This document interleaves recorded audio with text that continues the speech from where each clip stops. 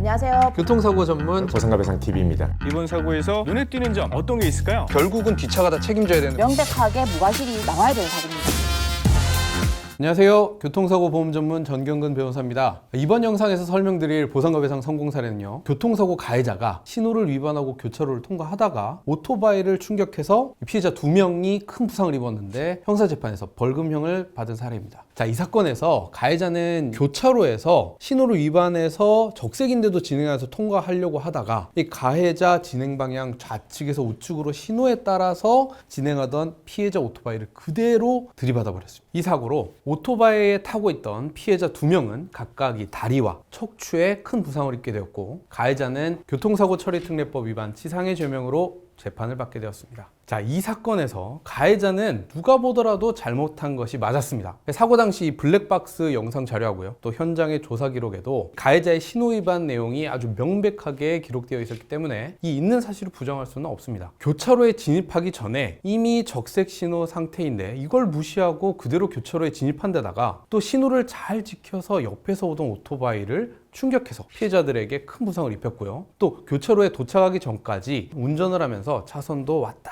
갔다 이렇게 하면서 제대로 지키지 않았던 사실도 있어서 이러한 내용만 본다면 가해자는 형사재판에서 중형을 받을 수도 있는 상황이었습니다. 저희 보상가배상 법률사무소는 가해자가 왜 이렇게 운전했었는지 그 이유를 파고들었습니다. 알고 보니 가해자는 사고 당시 부모님이 위독하다는 연락을 받고 부모님이 입원해 계시는 병원으로 급히 이동하던 중이었습니다. 가해자의 부모님은 연세가 80에 가까우실 정도로 나이가 많으신 데다가 또 최근에 암투병으로 건강 상태가 좋지 않으셨는데요, 갑자기 상태가 안 좋아지셔서 응급실로 이송되셨다고 했습니다. 가해자는 뒤늦게 부모님의 응급실 이송 소식을 듣고 혹시라도 부모님께서 돌아가실까봐 최대한 빨리 병원으로 가야겠다는 생각에 정신없이 운전을 하다가 사고를 낸 것이었습니다. 이러한 사정을 듣고요, 가해자의 부모님께서 119를 통해서 병원으로 이송된 자료와 병원 의무 기록을 정리를 해서 이 가해자의 사정이 참작될 수 있도록 준비했습니다. 이 피해자들은 처음에는 가해자가 신호를 위반해서 운전을 하다가 이 사고를 낸 것에 매우 화가 났지만, 이 가해자가 고령의 부모님이 위독해서 급히 이동하던 사정이 있었다는 것을 듣고요, 이후에 가해자가 진심으로 피해자들을 걱정하면서 용서를 구하는 모습을 본 뒤에는 가해자에 대한 처벌을 원하지 않는다는 의사를 밝혔고요, 이러한 처벌 불원의 내용도 강조했습니다. 또 가해자가 사고 직후 정신없는 와중에도 피해자들의 구호를 하고 신속하게 치료를 받을 수 있도록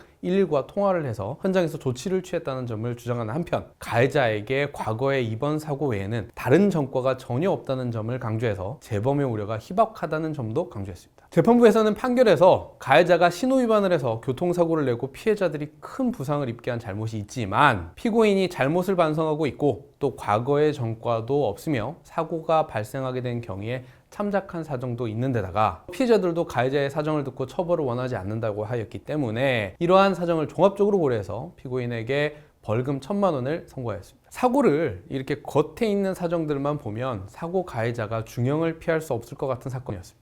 교차로 진입 전에 이미 적색 신호였고요, 명백한 신호 위반을 하다가 사고를 냈는데 거기다 피해자가 2명이나 있었고요, 또 크게 다친 데다가 교차로 진입 전에는 차선을 위반하면서 난폭하게 운전한 사정도 있었기 때문입니다. 하지만 사건을 파고들어서 가해자가 신호를 위반하면서 위험하게 운전했던 이유가 나이가 많으신 부모님께서 생명이 위독하시다는 연락을 받고 급하게 병원을 가기 위한 것이라는 것을 구체적으로 정리해서 그러한 사정이 형사 판결에 참작될 수 있도록 준비했고, 그 결과 피고인이 벌금형을 받을 수 있었던 사건이었습니다. 이번에 설명드린 성공 사례는 여기까지입니다. 설명드린 내용 중에 이해하기 어려운 내용이나 더 자세히 알고 싶은 내용이 있으시다면 저희 보상가배상 홈페이지와 유튜브 채널을 검색하시면 더 많은 정보를 찾아보실 수 있습니다. 그리고 만약 운전을 하다가 교통사고를 냈는데 이거 어떡하지? 방법을 모르시겠다면 혼자 고민하지 마시고요, 저희 보상가배상 대표 전화, 카카오톡, 카페로 문의 주시면 상담이 가능하니까 참고해 주시고요. 다음 영상에서 더욱 유익한 내용으로 찾아뵙겠습니다. 감사합니다.